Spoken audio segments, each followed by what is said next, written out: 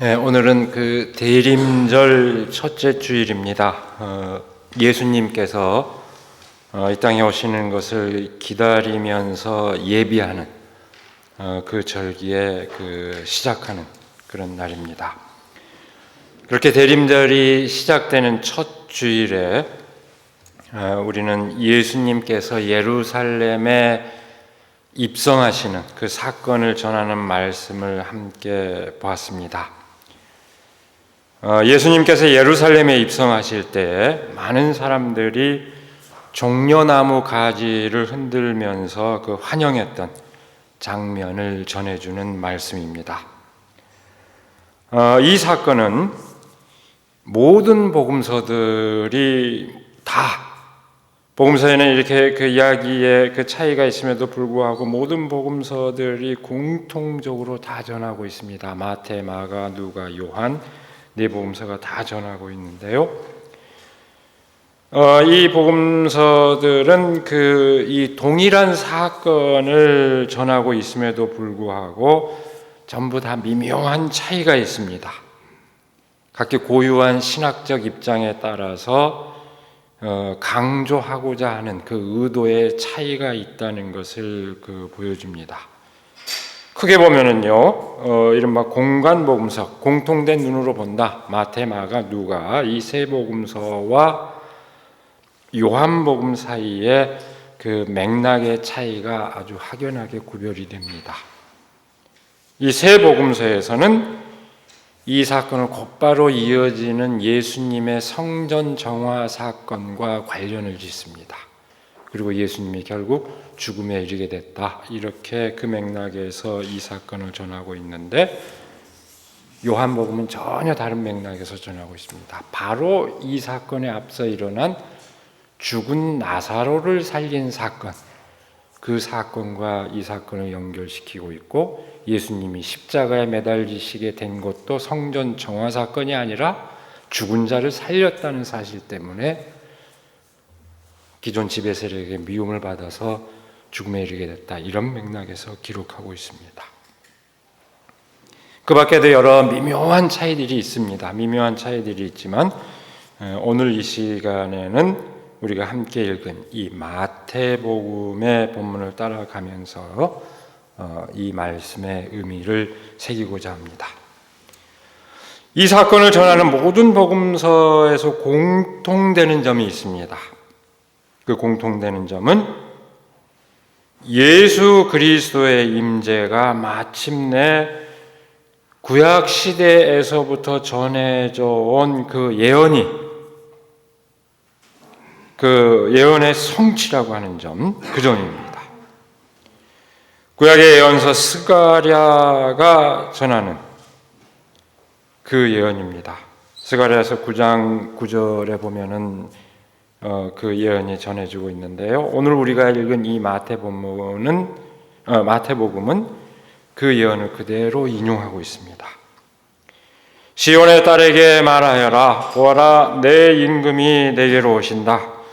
그는 온유하시어 나귀를 타셨으니 어린 나귀 곧 멍에 매는 짐승의 새끼다. 이렇게 되어 있습니다.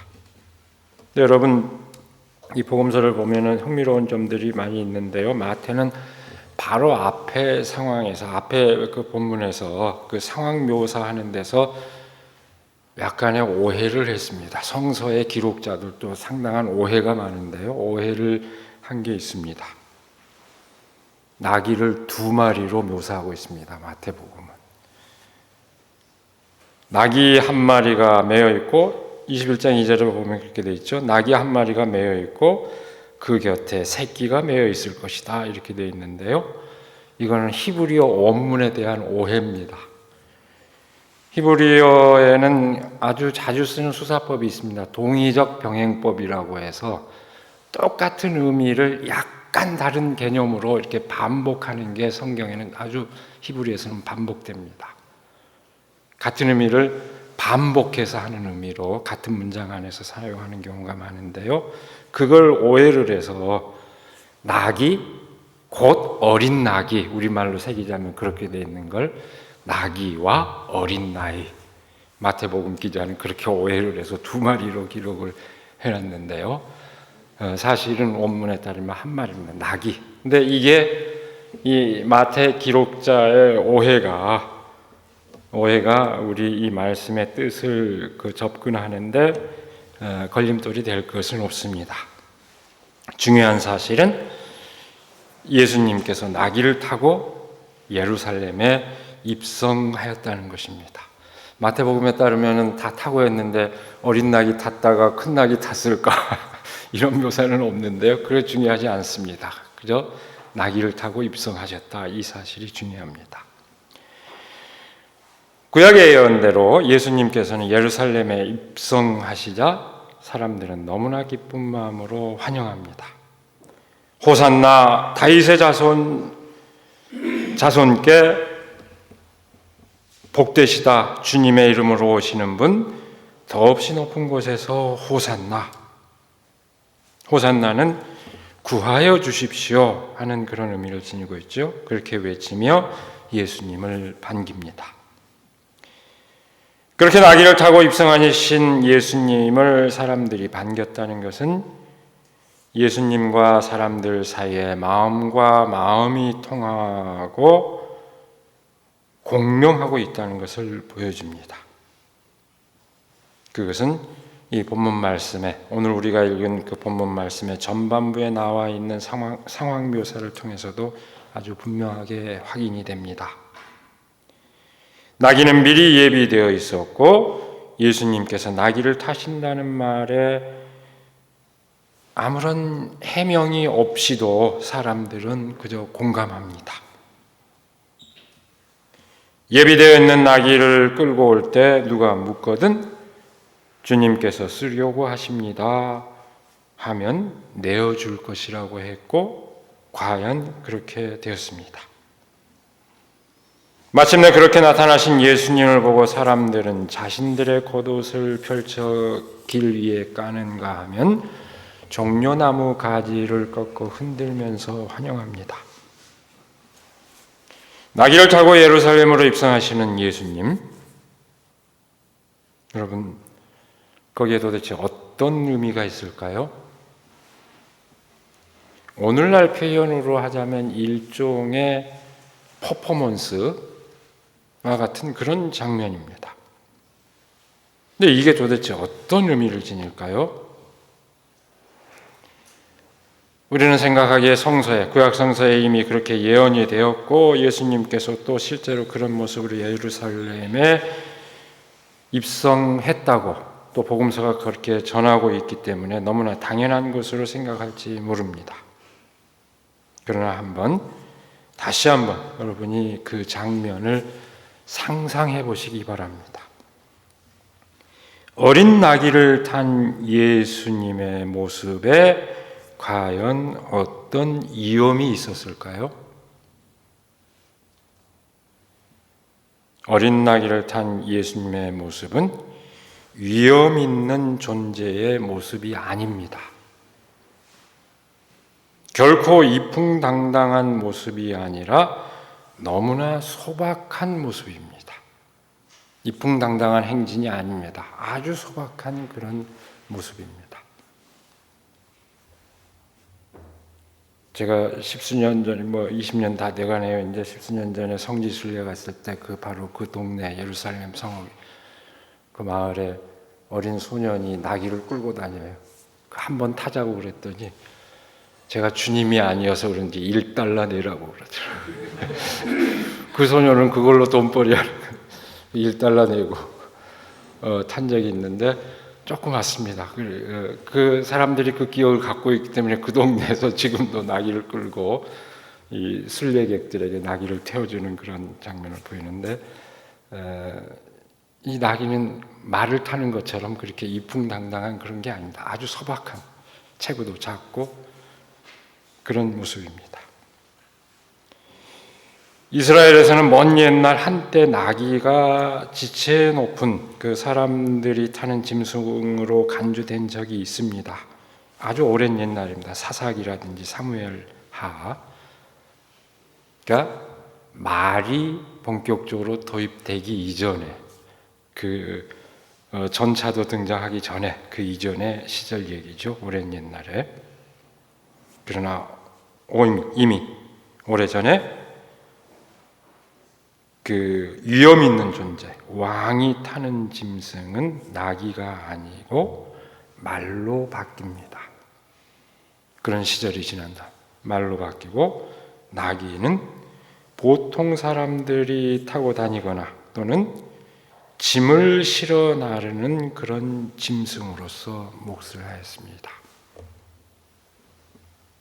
권력이 등장한 이후에 그 나귀는 그렇게 사람들에게 위험을 나타내는 그런 짐승이 아니고 동물이 아니고 평범한 사람들의 곁에 친근하게 있는 그런 동물에 해당했습니다. 나귀는 그 어떤 권위를 나타내거나 또는 전쟁을 수행하는 것에는 어울리지 않습니다. 위험을 나타내거나 효과적인 전쟁을 수행하는 것과는 상관없이 그저 평범한 사람들의 일상의 삶을 거두는 그런 몫을 담당하는 짐승이었을 뿐입니다. 이것이 예수님께서 나귀를 타고 입성하실 때의 그런 어떤 배경입니다. 나귀를 타신 예수님은 구원을 기대하는 사람들에게 다가오는 진정한 구원자를 상징합니다. 그 구원자는 결코 권력자의 모습이 아닙니다. 결코 힘으로 세계를 호령하고 지배하는 권력자의 그런 모습이 아닙니다. 구원을 열망하는 바로 그 사람들에게 가장 친근한 존재, 그들의 필요와 희망이 무엇인지를 아는 그런 모습으로 다가오는 분입니다.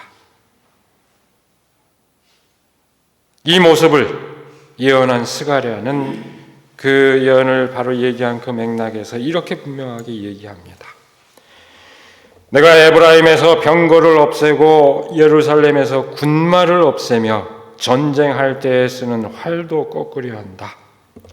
그 왕은 이방 민족들에게 평화를 선포할 것이며 그의 다스림이 이 바다에서 저 바다까지 유프라테스 강에서 땅 끝까지 이를 것이다. 바로 이어지는 나귀를 타고 입성하실 거라고 했던 메시아가 했던 그 말씀에 이어지는 바로 그 구절에서 이렇게 선포합니다. 우리가 널리 기억하고 있는 평화의 왕을 전하는 이사야의 예언, 이사야서 11장 1절 이하입니다만 우리가 대개 다 기억하고 있는 그 말씀입니다. 거기도 이렇게 분명하게 전합니다. 그는 주님을 경외하는 것을 즐거움으로 삼는다. 그는 눈에 보이는 대로만 재판하지 않으며 귀에 들리는 대로만 판결하지 않는다. 가난한 사람들을 공의로 재판하고 세상에서 억눌린 사람들을 바르게 논지한다. 그가 하는 말은 몽둥이가 되어 잔인한 자를 치고 그가 내리는 선고는 사악한 자를 사형에 처한다. 그는 정의로 허리를 동여매고 성실로 그의 몸에 띠를 삼는다. 그때에는 이리가 어린 양과 함께 살며 표범이 새끼 염소와 함께 누우며 송아지와 새끼 사자와 살진 짐승이 함께 풀을 뜯고 어린아이가 그것들을 이끌고 다닌다. 암소와 곰이 서로 벗이되며 그것들의 새끼가 함께 눕고 사자가 소처럼 풀을 먹는다. 젖먹는 아이가 독사의 구멍 곁에서 장난하고 젖된 아이가 살무사의 굴에 손을 넣는다. 나의 거룩한 산 모든 곳에서 서로 해치거나 파괴하는 일이 없다. 얼마나 아름다운 비전입니까? 모든 갈등과 모든 적대적인 관계가 해소돼 버린 그런 세계에 대한 희망입니다. 메시아가 오실 때 바로 그 일을 이룰 것이다. 그렇게 평화의 왕이 바로 그 일을 이룰 것이다 라고 옛 예언자는 분명하게 이렇게 선포합니다. 세상은 어떻습니까? 많은 사람들이 평화를 말하지만 사실상 세계를 지배하고자 하는 야망에 불타는 이들은 더 많은 병거와 더 많은 군마와 더 많은 활을 원합니다. 그러나 자신의 땅에서 자신의 삶을 지키며 살아가기를 원하는 사람들에게 필요한 것은 결코 그런 것들이 아닙니다. 우리에게 무슨 사드가 필요하고 우리에게 무슨 미사일이 필요합니까? 전혀 필요치 않습니다. 병거와 군마와 활은 그 평범한 사람들의 삶을 망가뜨리고 절망에 빠지게 할 뿐입니다. 서로를 해치고 파괴할 뿐입니다. 낙이 타신 예수님은 그 모든 것을 부정하시고 사람들의 일상의 삶 한복판에 오시는 그런 구원자로서 자신의 모습을 드러내신 것입니다. 나귀를 타고 예루살렘에 입성하신 예수님은 온갖 허황된 환상으로 사람들을 기만하지 않습니다. 사람들에게 가장 절실한 소망이 무엇인지 알고 그 소망을 이루어 주시고자 할 뿐입니다. 사람이 진정으로 사람답게 사는 길이 무엇인지를 일깨우고 함께 하시려고 할 뿐입니다. 자신의 삶의 소중함을 알고 그것을 체감하는 삶을 산다면 그것이 곧 구원을 맛보는 삶이요, 그것이 곧 천국을 사는 삶입니다. 나귀를 타고 오시는 예수 그리스도를 진정으로 호산나 외치며 환영하는 것은 그렇게 우리와 함께 하시는 예수 그리스도에 대한 영접이요, 동시에 그 누구에 의해서도 짓밟히거나 뭉개질 수 없는 우리들 스스로의 삶에 대한 진정한 의미에서의 긍정을 뜻합니다. 그 누구를 부정하거나 배제해야만 자신의 존재가 드러나는 삶, 그 삶을 거부하고 모두를 감싸안고 인정함으로써 오히려 각자 그 존재의 소중함을 실감하고 기쁨을 누리는 삶, 그 삶을 긍정하는 것입니다. 환호하는 사람들 앞에서 나귀를 타신 예수님의 행보는 바로 그 뜻을 바로 그 사람들에게 아주 분명하게 보여주시고 선포한 행위입니다.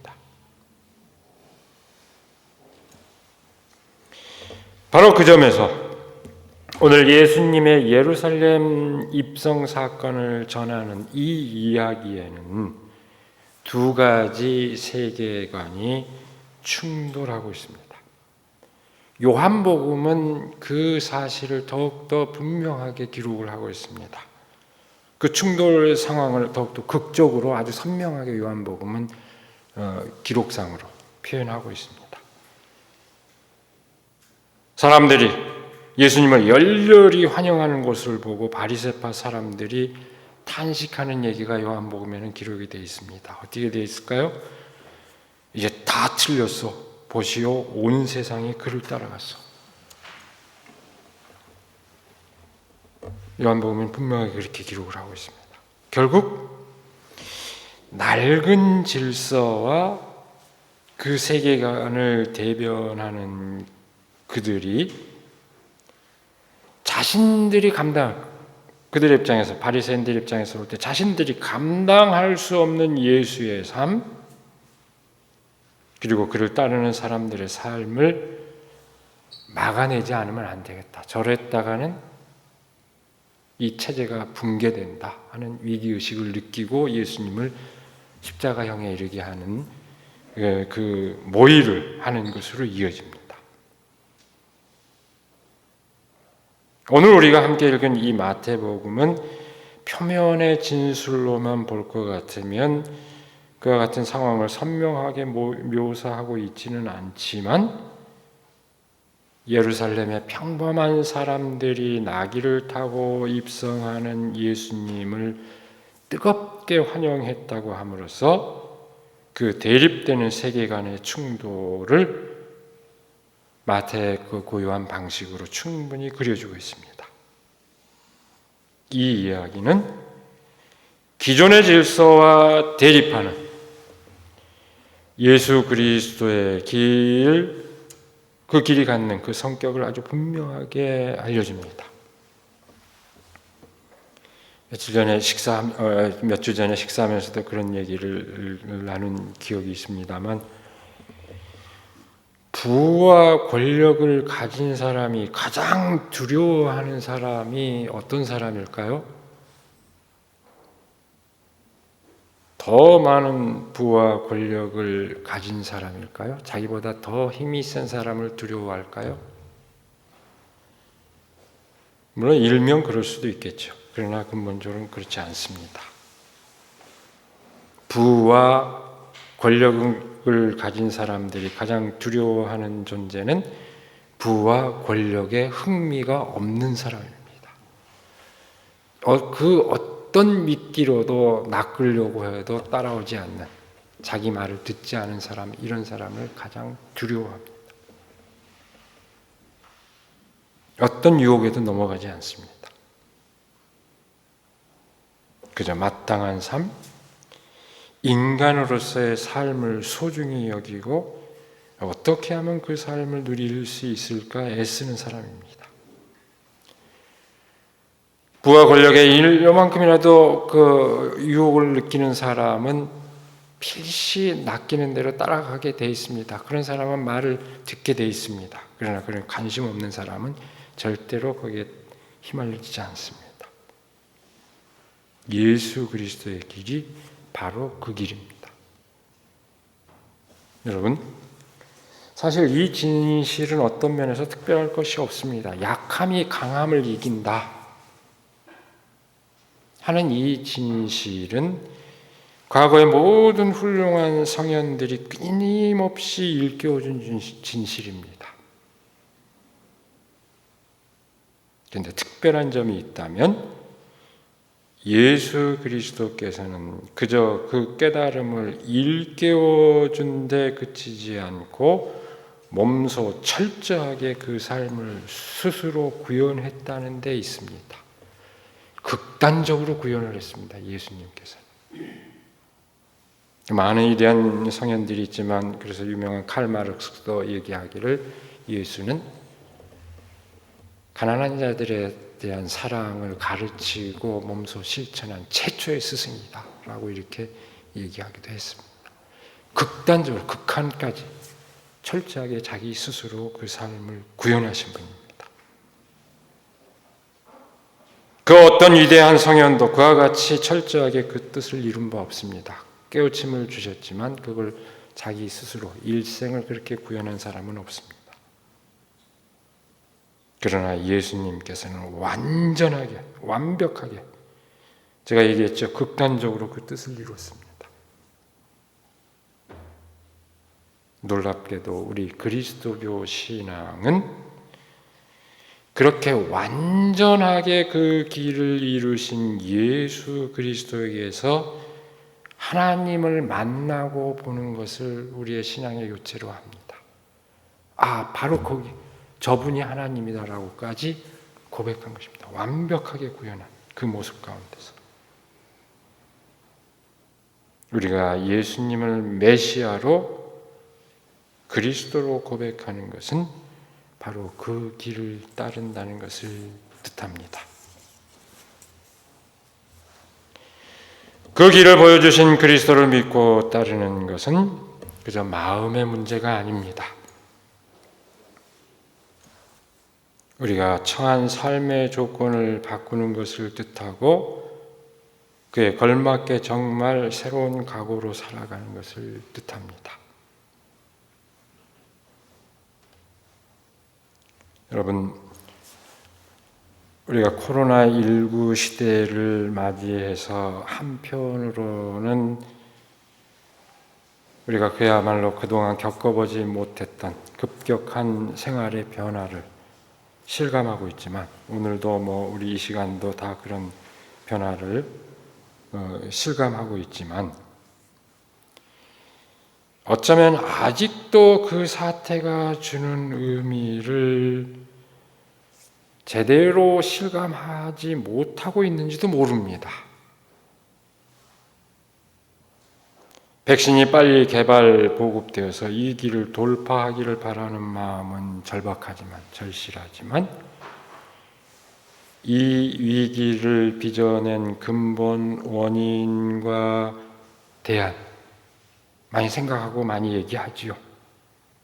그러나 그것은 머리로만 인식할지언정 삶 자체로는 과연 그렇게 인식하는 만큼 따라서 대응을 하고 있는지 우리는 우리 스스로에게 새삼 묻지 않을 수 없습니다.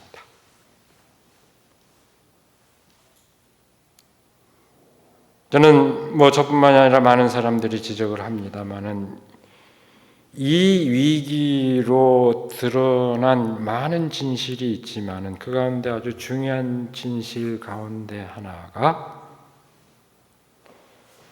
인간 사회가 존속하는 데 꼭 필요한 필수 노동의 중요성입니다. 그 필수 노동이 뭘까요? 그 필수 노동의 가장 중요한 것 가운데 하나가 그 핵심으로서 이른바 돌봄 노동입니다. 인간 사회, 더 나아가서 생명의 질서는 서로를 보살피고 돕지 않으면 존속 가능하지 않습니다. 어떤 상품을 향유하고 하는 것보다도 더 중요한 게 서로를 돕는 그 노동, 활동, 그것의 중요성을 새삼 일깨웠습니다. 그래서 그렇게 서로 돌보고 보살피는 그것을 가능해 하는 것으로 사회적으로 특화된 활동, 그것이 바로 이른바 돌봄 노동입니다. 이 돌봄 노동은 사람을 돌보는 것뿐만이 아니라 더 확대시켜서 이 사회 시스템이 굴러가도록 하기 위해서 안전 업무를 감당하는 이것까지도 다 확대해서 얘기를 하기도 합니다마는 그것이 바로 돌봄 노동입니다. 그것은 단지 시장 가치로 평가될 수 있는 그런 것이 아니라 사람이 살아가는데 꼭 필요한 활동에 해당하는 것입니다. 근데 그것이 정당하게 평가받지 못하고 있죠. 거기에 종사하는 사람들에 대한 배려가 이루어지고 있지 않죠. 안타까운 현실입니다. 코로나19로 국가의 행정력이 강화되고 전반적으로 그 권한이 확대되고 있지만 그 정당성도 사실은 생명의 안전을 보장하는 한계 안에 있는 것입니다. 강화된 국가의 권한이 우리의 일상의 삶을 파괴하는 데까지 우리는 허용할 수는 없습니다. 지금 제가 한 가지 예를 들었습니다만, 오늘 우리가 예수 그리스도의 길을 따른다고 고백할 때 정말로 복잡한 이 세계 안에서, 이 사회 안에서 그 뜻을 어떻게 구현해야 할 것이냐 하는 것을 생각해 보려는 것입니다. 그리스도교적 가치를 구현하고자 한다면 오늘 우리 사회가, 오늘 세계가 직면한 문제에 대한 대안을 제시할 수 있어야 할 것입니다. 그 가운데 하나가 서로가 서로를 돌보고 생명의 안위를 위하여 협력하고 연대할 수 있는 사회적인 기풍과 제도를 만드는 것입니다. 여러분, 초기 교회 시대에 로마 사회에서 전염병이 창궐할 때, 확산이 될 때 그리스도인들의, 기독교인들의 감염률은 현저히 낮은 것으로 알려져 있습니다. 그리고 어떤 역사학자들은 기독교가 성공한 이유 가운데 가장 결정적인 이유다, 전염병에서도 살아남았기 때문, 그것으로 설명하기도 합니다. 진지하게 실증적인 연구를 통해서. 근데 왜 그랬을까요? 믿음이 좋아서일까요? 맞습니다. 믿음이 좋아서였습니다. 그런데 그 믿음은 다른 어떤 것이 아니었습니다. 그리스도의 사랑을 구현하기 위해서 어려운 처지에 있는 이웃들을 돌보는데 헌신한 겁니다. 병으로 쓰러져가는 사람들을 돌보고 주인 없는 시신을 묻어주고, 그리고 어떻게 됩니까? 환경이 달라집니다. 다른 신들을 믿는 많은 사람들이 이 재난에서 벗어나게 해달라고 신전에 가서 제물을 드리고 난리법석을 피우는 동안 그리스도인들은 믿는 그 믿음을 이웃들 사이에서 실천한 것입니다. 어려운 처지에 있는 사람들을 돌보고 서로 건강을 지킬 수 있도록 협력한 것이 그 비결이었습니다. 이것이 믿음의 실체였습니다. 사람들에게 절실히 필요한 것을 서로 충족시켜주는 삶, 바로 그것이 믿음의 핵심이었습니다. 신전 앞에 가서 머리를 조아리고 재물을 드리고 뭐하리고, 그것이 아니라 이웃 가운데서 믿는 바 그대로 삶을 실천한 것이 그 재난까지도 이겨내게 하는 가장 큰 원동력이 되었던 것입니다. 오늘날 교회를 생각하면 격세지감이 있죠. 사람들에게 가장 절실한 필요에 응하는 구원자로서 가장 친근한 모습으로 다가오시는 예수 그리스도를 맞이하는 것은 다른 것이 아닙니다. 그 뜻을 우리의 삶 가운데 구현하는 것입니다. 대림절 첫 주일을 맞이하여 바로 그 삶으로 진정한 구원자 예수 그리스도를 맞이하는 우리들이 되기를 이 시간에 간절히 기원합니다. 기도하겠습니다.